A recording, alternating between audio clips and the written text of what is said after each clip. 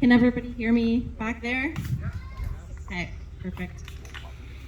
You're just gonna have to bear with me because I have to read off this page or else I won't remember what I'm saying and I'm going to cry.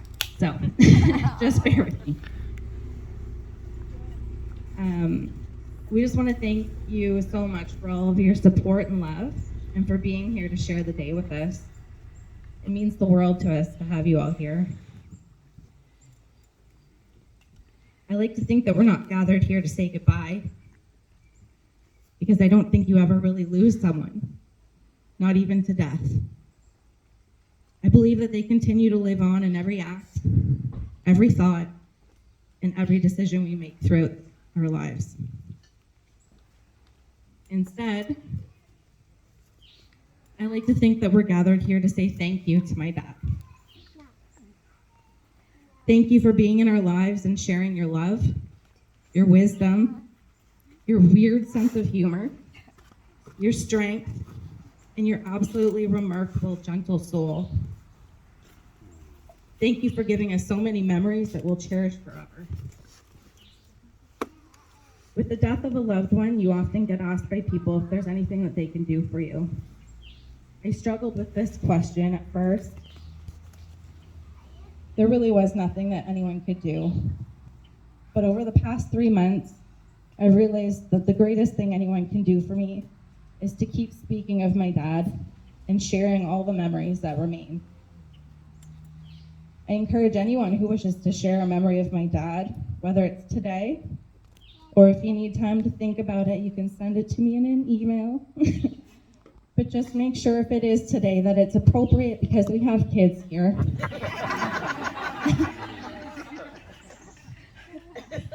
So for the next few minutes, I hope you'll enjoy me sharing some of my favorite memories of my dad.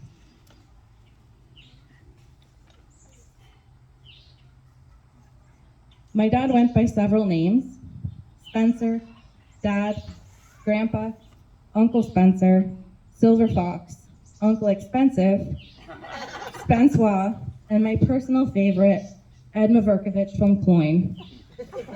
I remember one time he introduced himself like this, and the person got all excited and said, "Oh, I'm from Cloyne too, do you know so-and-so?" And the look on his face was priceless, because he had finally been caught. He lived to get a rise out of people, and he would do the most annoying, embarrassing things. One year for April Fool's Day, he stole someone's for sale sign off their lawn, he put it on ours, and told me that we were moving.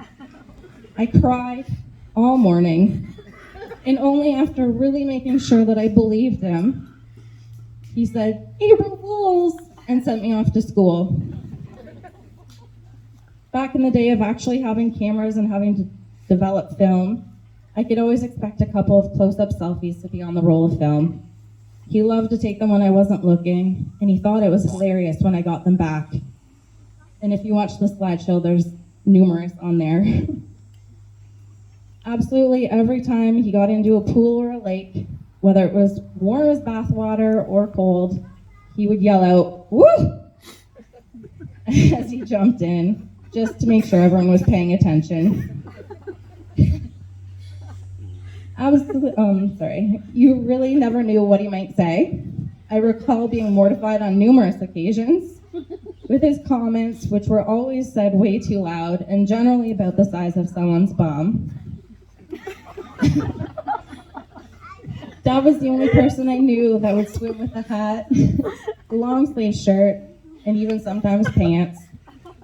He was also the only one I knew that loved eating a hot dog with jam and peanut butter.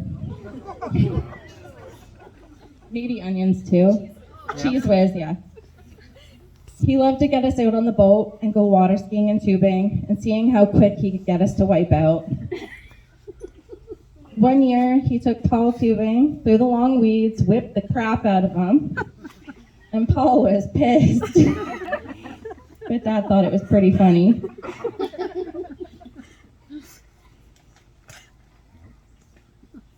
He would call me 5 times a day at work just to ask how to attach something to an email, or ask something like, "What should we get Mom for Christmas?" even though it was like 6 months from Christmas. I think he just wanted to talk to me. Dad was the one who taught me to drive, and he survived through my tears and the crazy driving. He was the one that gave me the talk, if you can imagine. It was pretty awkward. There was a Christmas where we were all at the house and a snowstorm hit. A few of us had been drinking and we were sitting in the kitchen and Dad went into the bathroom. Within seconds, we heard a huge crash. We ran in to see him, see what had happened, and there's Dad in the bathtub with the shower curtain behind him, with that stupid grin on his face, and he said, "Oh, I fell over." I remember him mooning everybody constantly when I was younger. He'd always be out on the boat or swimming, and there you'd see the white moon going by. For those of you who don't know, I have this weird little toe thumb, and he would always see me texting away, and he would laugh and say, "How on earth does that little thumb go so fast?" But all joking aside, my dad was one of the most caring and generous people I knew. This is where I started to cry. He loved giving and receiving the mushiest cards on every occasion. My mission was to find one that would make him cry, and I did succeed a couple times. He loved getting hugs and kisses, and he'd request them if he felt one was overdue. He would use the peace sign to say, "I love you." He absolutely adored all of our dogs and would constantly get in trouble for spoiling them from feeding them people food, which would often make them barf or have diarrhea. But of course, it wasn't until they got home, and so he never believed us.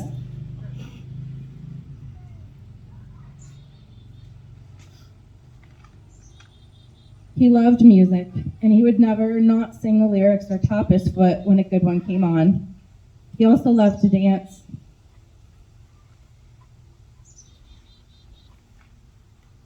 I could never get his dancing down pat. I would trip over his feet, but we would just laugh.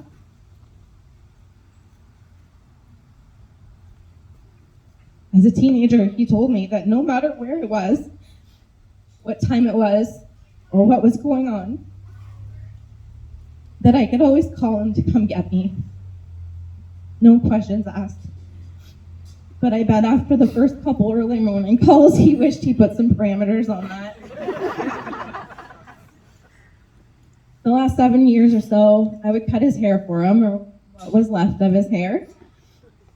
I bought this ridiculous cape that fanned out to catch the hair, and I'd make him wear it. When I was done cutting, he would always ask, "How do I look? Do I look beautiful?" And he'd say, "Beautiful." So it always turned into him asking how he looked, and I said, "You look beautiful."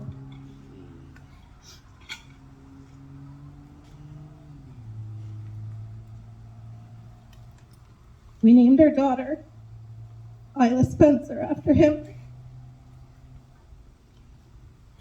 which he thought was so fantastic. And he just called her Spencer. And he would just constantly say it, "Spencer, Spencer." He always drew this funny little bug, and I have no idea where it came from. I don't know if anybody does. He thought the world of his wife and his children, and his grandchildren, and his friends. He would drop whatever he was doing to come help. And he loved to visit, and he loved when people would drop by and have a beer with them. He was a sweet man, and even when life gave him every reason to be angry and mean and want to strike at us both because we were hurting him, he just rolled with life. He smiled, he joked, he flirted, and he loved. I read a quote recently that says, "Be the things you love most about the people who are gone." And I can only hope that I can be half as wonderful as my dad was. To say that I love my dad would be an understatement. And to say that I'm going to miss him would be an even greater understatement. But I'll always keep talking about him, especially with Isla Spencer, because he deserves to be remembered. So if you have a drink in your hand, please raise it with me and toast to Spencer, my dad. I love you. I miss you. I will remember you always. Dispenser.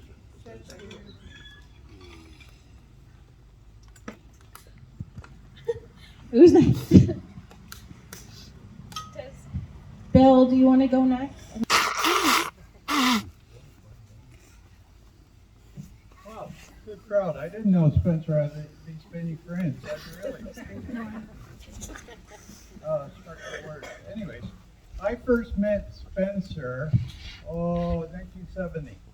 And honestly, he had a full head of hair, and it was black.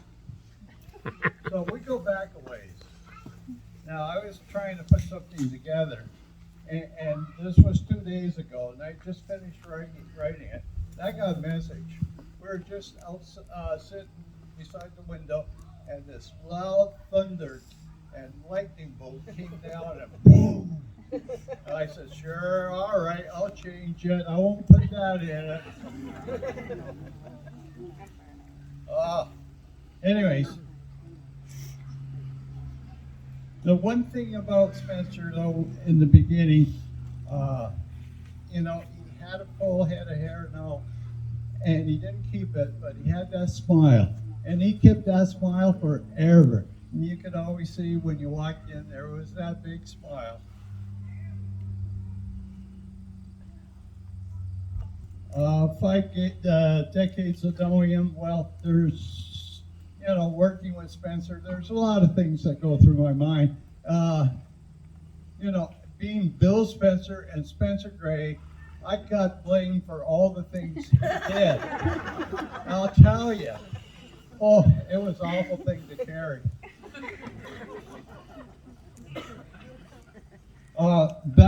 It had been early 1970, I remember, and Pat Gillespie will only remember this guy. It was Spencer, myself, and Keith Wheaton, and we decided to race from the Ontario lab to Yonge Street and see who'd be the first to get there. And we all were driving 4 cylinders. Keith had a Mazda rotary engine, Spencer had a Cortina, and I had my Datsun 4-cylinder. Well, I came last, Spencer came second, and Keith came first. But Keith had to replace his motor 2 months later, so we didn't take it too serious. Remember him? Oh, yeah. There was one time in the office, Spencer was really down. He had just returned from a work trip up to Red Lake. And he finished on a Thursday. So he went fishing on the Friday, caught these beautiful lake trout, packed them in ice, put them in his luggage, and flew back from Red Lake, Thunder Bay to Toronto. Well, they lost his luggage. 5 days later, he got a call. We found your luggage. Would you please come and get it?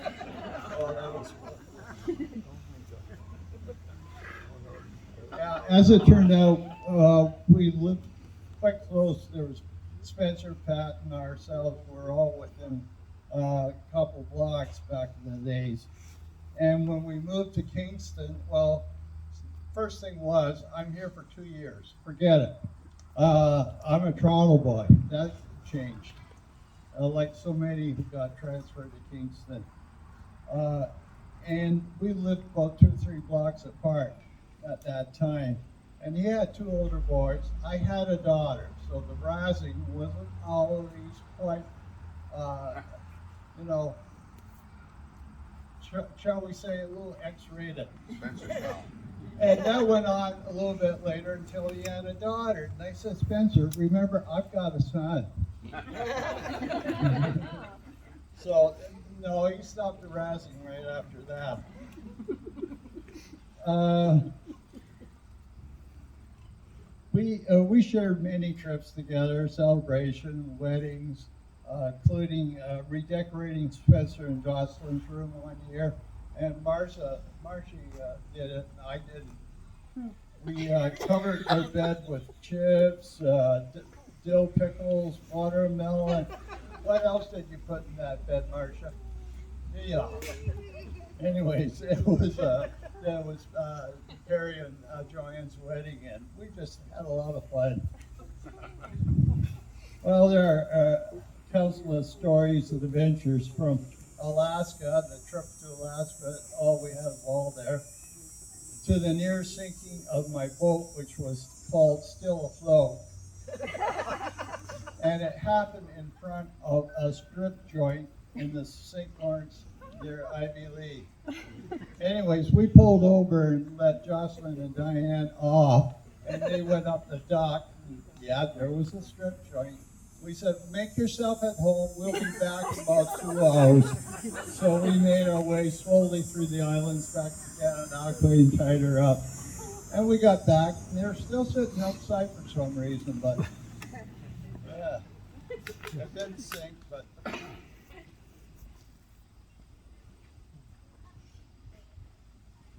After retirement,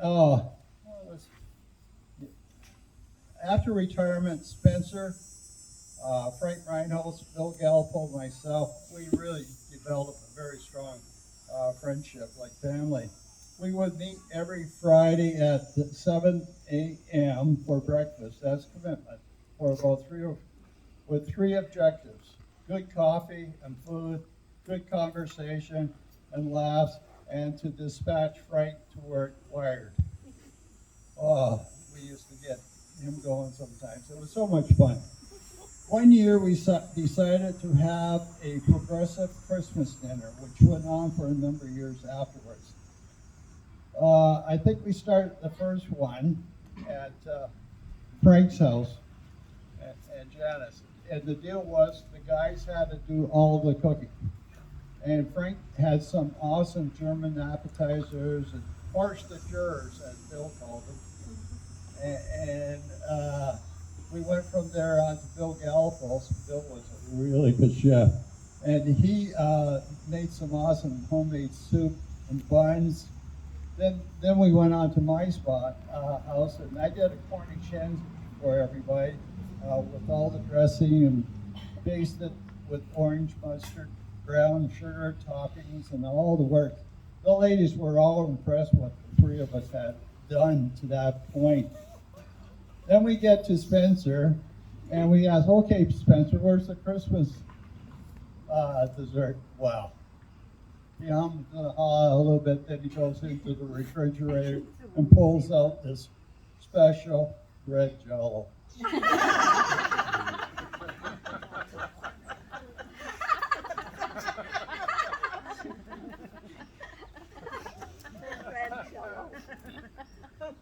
Oh, that was good. Well, as I said, we have more stories and good times over the year. I lost one of my best friends, and it hasn't been easy. But I know we are all celebrating tonight, and we all are grieving some. And I'd like to pass on a few of this old poem. It goes way, way back. And I'm sure you'll know the last three lines. Surely goodness and love will follow me all the days of my life, and I will dwell in the house of the Lord forever. Thank you.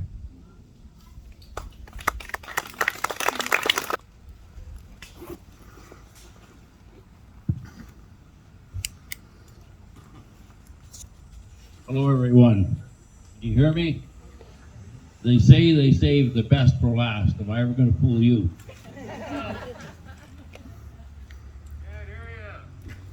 You can't hear? Okay. When I was first asked by the family to say a few words on behalf of Spencer, I thought, what am I going to say? Well, the problem wasn't coming up with a few words, but rather there are too many words to say. So you get comfortable because I've got 27 pages.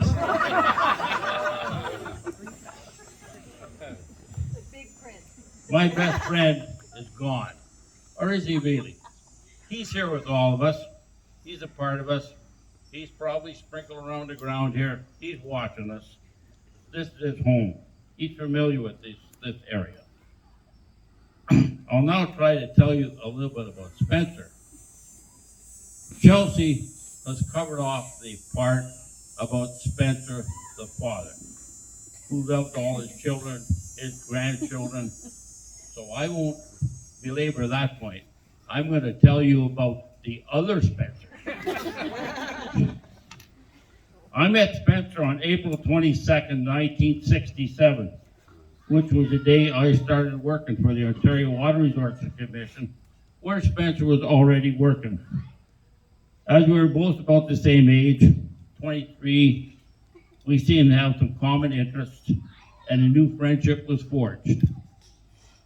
The following year, I got married, and through the efforts of Spencer and Gail, I was able to secure an apartment in the same building as Spencer at 2818 Bayview Avenue. Now, we not only work together, but we live together in a small apartment building. As neither one of us had children at the time, we shared many meals and adult beverages in the evening.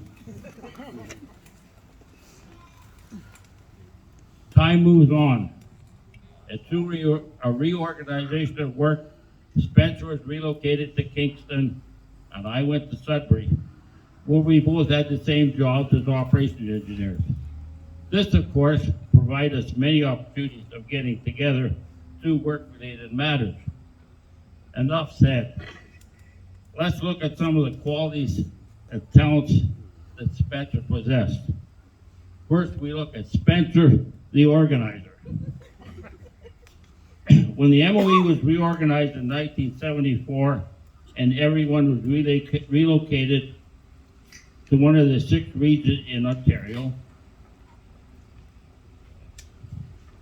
Kingston, Sudbury, London, etc., there were approximately 70 staff located in Toronto and 120 superintendents throughout Ontario. This breaking up of the old family called for a dinner and a dance for all those people, plus their spouses. So we're talking 350, 400 people. The 2 organizers for this event were the Director of Secretary, Jerry Felchandler, and of course, Spencer Gray. Who else? The event was held in Toronto at a hall called Fantasy Farms, and it was fabulous. Spencer, the organizer, did an excellent job, even to the point of having a portable outhouse located in the middle of the dance floor. And for those of you who don't know, I should say, the guy who occupied the outhouse at the end of the evening was Don Little. A few of you may know Don Little, but he was the chosen occupant. Again in 2006, Spencer was very involved in arranging a trip to Panama, which was also going to be a location for a wedding for Jocelyn's niece. Obviously, there was a large number of people going to this event in Panama, probably in the order of 80 to 100. As this wedding was combined with an annual trip to the south that we went on every year, these people combined with the wedding party to form one big happy family. About 3 months before we were to leave to Panama, Spencer and I were having a cocktail, which happened frequently, and he says, "Hey, why don't you and Marcia get married?" Hang on. These papers stick together. In Panama at the same time. After some thought, several weeks, I said, okay, and the plan started. As this was to be a surprise wedding for Marcia, we couldn't do it in Panama due to licenses, blood tests, etc. So we decided we would have the wedding in Toronto in a hotel on the Sunday evening before wherever we were staying, before getting on the plane early Monday morning to go to Panama. Now Spencer, the organizer, strikes again. He organized all the food and the drinks for the Sunday afternoon social, as well as the post-wedding snacks in our room. In addition, this is probably the best part, he and Josh agreed to be my best man, and Josh agreed to be the maid of honor at our wedding. After the last of the wedding guests left the room about 1 a.m., Spencer says, "Oh, it's been a long day. Everybody's gone. There's just Marcia and I and Spencer." Spencer says, "Oh, it's been a long day. Let's have a ski," as in whiskey, "before we go to bed." Of course, Marcia wanted me to come to bed for some unknown reason, but Spencer insisted on having another ski, and then another ski. And before long, it was time to go to the airport, and I never did get to bed, so the wedding was never consummated. Who was Spencer, the organizer?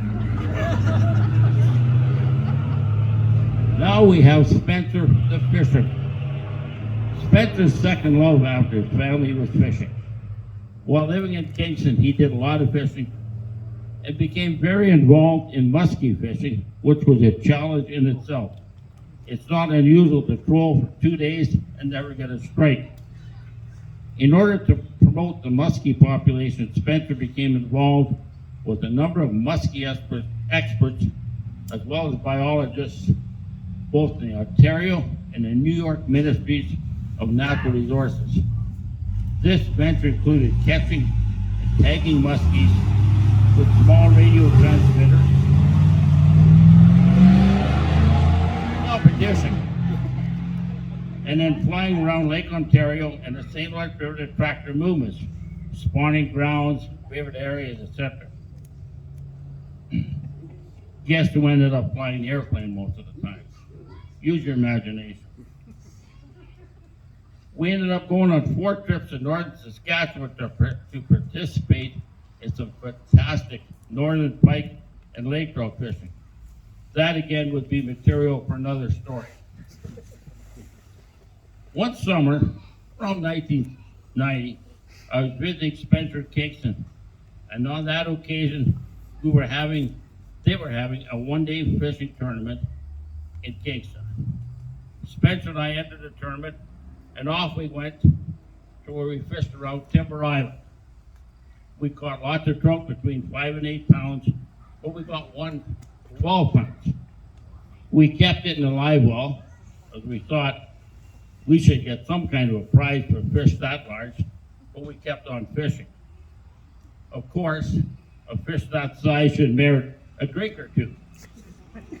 So we ended up drinking, well, the better part of 2 bottles of whiskey.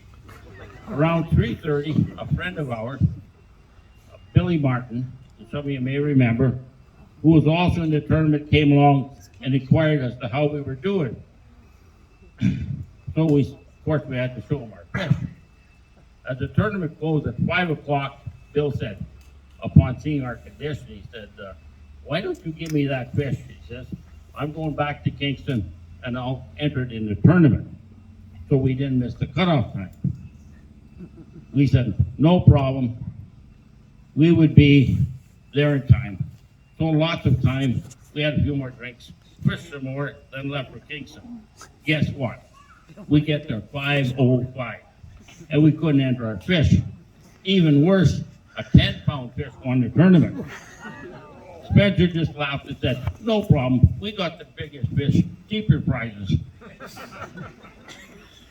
Now there's Spencer the pilot. Spencer, as a teenager, belonged to the Air Cadets, where he obtained his private pilot's license. While he only flew recreationally, he did manage to land a wheeled-equipped airplane in a snow-covered field, which resulted in the airplane coming to rest upside down. As he was with his friend Bruce Blackstone, who was a professional pilot, the only injury suffered was to Spencer's pride. Luckily, the insurance paid for the damage to the airplane. After he retired from the MOE, he became very involved in model airplane activities. After building several airplanes, he became quite proficient in flying them. The Kingston Flying Club then talked him into becoming an instructor, which ultimately led to him becoming the chief flying instructor. Spencer trained many pilots in the Model Airplane Club. Spencer never did anything halfway. He strived to be the best. Oh, then there's Spencer the Traveler. I'll now ramble on a bit and tell you about the trips and vacations that we shared from the time we first met until we were no longer able to travel. These trips consisted of the Gillespies going to Kingston every summer for a week or so, or the Grays coming to Sudbury for a week or so. This happened for at least 10 consecutive years. We then went on 4 fishing trips to Saskatchewan, 10 trips to the West Indies, 32 consecutive week-long moose hunting trips, 6 lengthy snowmobile trips, 3 trips to Florida, a trip to PEI in a motorhome from hell, as Johnson called it. There was 10 of us in a motorhome, so let's take it from there. In addition to these personal trips, we attended